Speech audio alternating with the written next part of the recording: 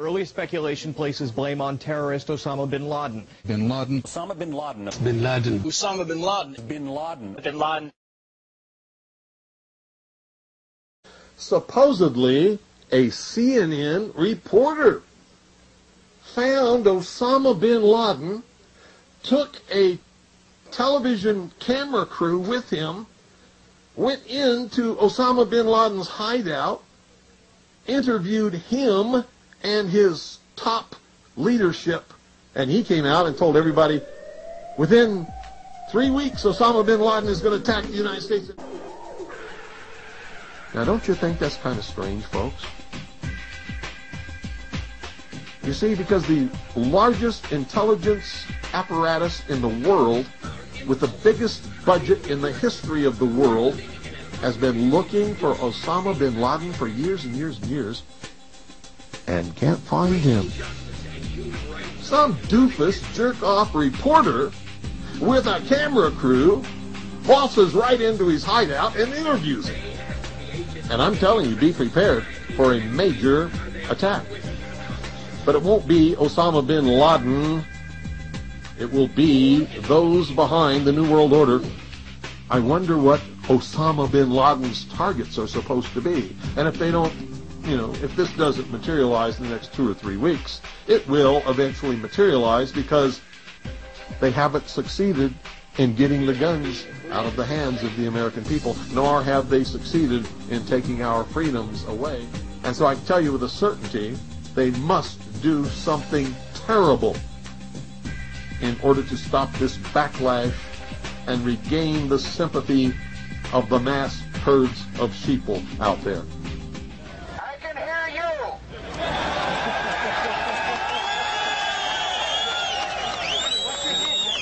I can hear you. The rest of the world hears you. And the people who knock these buildings down will hear all of us soon.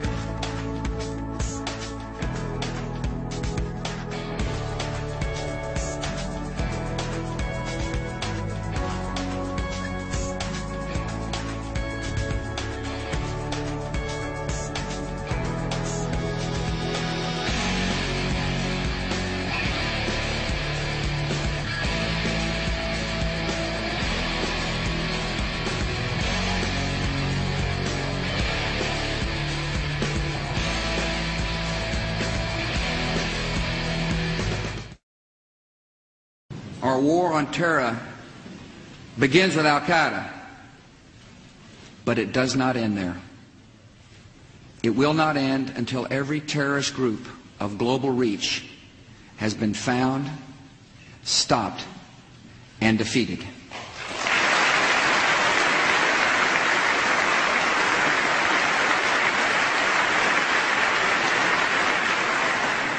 Americans are asking, why do they hate us?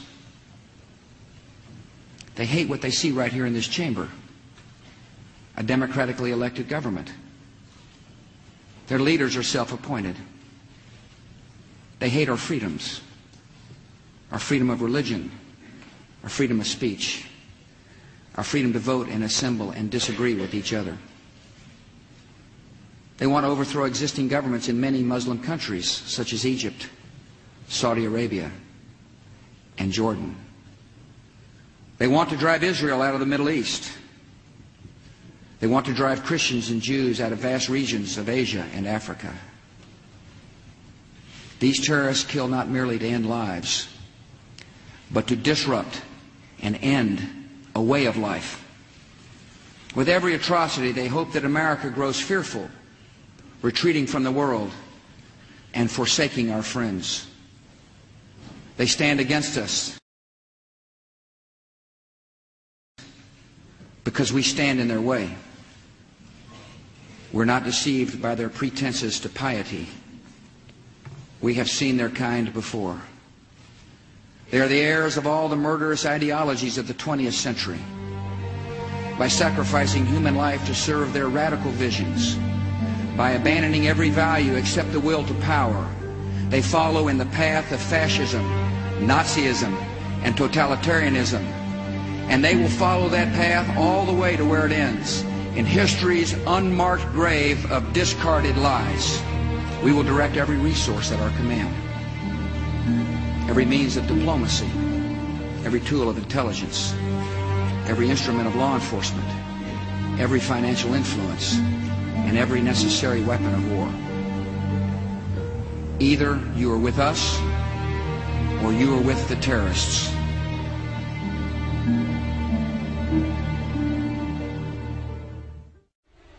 I met Rockefeller through a female attorney I knew who called me up one day and said, one of the Rockefellers would like to meet you. I made a video called Mad as Hell, and he'd seen the video and wanted to meet me. I knew I was running for governor of Nevada. Well, sure, I'd love to meet him.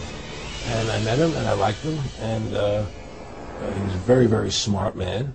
And we used to talk and share ideas and thoughts. And he's the one who told me 11 months before 9/11 ever happened that there was going to be an event. Never told me what the event was going to be, but there was going to be an event, and out of that event, we were going to invade Afghanistan to run pipelines from the Caspian Sea. We were going to invade Iraq, to take over the oil fields, establish a base in the Middle East, and make it all part of the New World Order. And we go after Chavez in Venezuela. And sure enough, later 9/11 happened. I mean, why do you think 9/11 happened and then nothing's happened since then?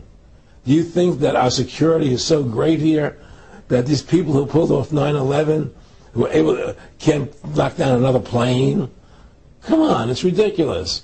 9/11 was done by people in our own government and our own banking system to perpetuate the fear of the American people into subordinating themselves to anything the government wants them to do. That's what it's about, and to create this war, this endless war on terror. This whole war on terror is a fraud. It's a farce. Let's rewind back to Building 7.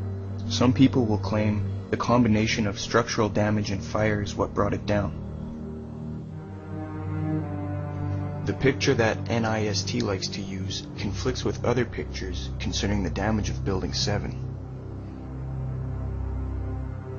If they're going to claim structural damage along with fires was the cause, why didn't this building collapse after the Oklahoma City bombing? Its damage was a lot greater than Building 7's. A lot of people don't realize that FEMA and NIST withdrew the claim that fires and structural damage were the cause of the collapse. First they said fuel oil tanks caused it, then they retracted that theory. They then said the North Tower's debris knocked down the central support pillar, then they retracted that. They said it was structurally built incorrectly, then they retracted that. Now they're saying they don't know. The Red Cross rep was like, he goes over and he says, well, you got to stay behind this line because they're thinking about bringing the building down. They didn't say what building, they just said bringing a building down. So we're like, okay, we'll take their word for it, we'll stay behind the line. And he went over and he talked to one of the, through all the commotion, he goes over and he asked one of the Red Cross, or one of the firefighters, what was going on. I guess, I don't know if he got an answer or not. He came back over with his hand over the radio, and what sounded like a countdown. And at the last few seconds, he took his hand off, and you heard 3, 2, 1, and he was just saying, just run for your life, just run for your life. And then it was like another 2, 3 seconds, you heard explosions. Like, boom! It's like a distinct sound. It's not like when compression, like boom, boom, boom, boom, boom, like floors that were dropping and collapsing. This was boom, and like you felt a rumble in the ground, like almost like you wanted to grab onto something. That, to me, I knew that was an explosion. There was no doubt in my mind.